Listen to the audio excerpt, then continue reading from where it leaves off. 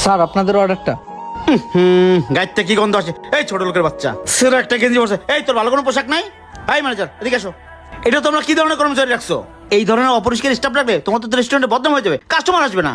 আর এর তো গন্ডারের চামড়া, এর মানে শীতও লাগে না, একটা শীতের পোশাকও পরতে পারে না। আরে বাদ দে তো। দেখো রাব্বি, এটা একটা নাম করা রেস্টুরেন্ট। এখানে ডিউটি করতে হলে ভালো ড্রেস আপ পরে আসতে হবে। কালকে থেকে যদি ভালো ড্রেস আপ পরে ডিউটিতে আসতে পারো আসবা, এছাড়া আসবা না। যাও। Sorry sir.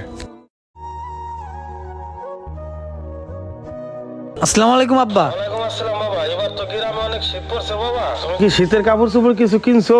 হ আব্বা, এবার অনেক মোটা জ্যাকেট কিনছি আব্বা। শীত আমার ধারে কাছে আইতে পারবো না। বাবা আমার ওষুধগুলো শেষ হয়ে গেছে, এই মাসের টাকাটা যদি পাঠাইতা।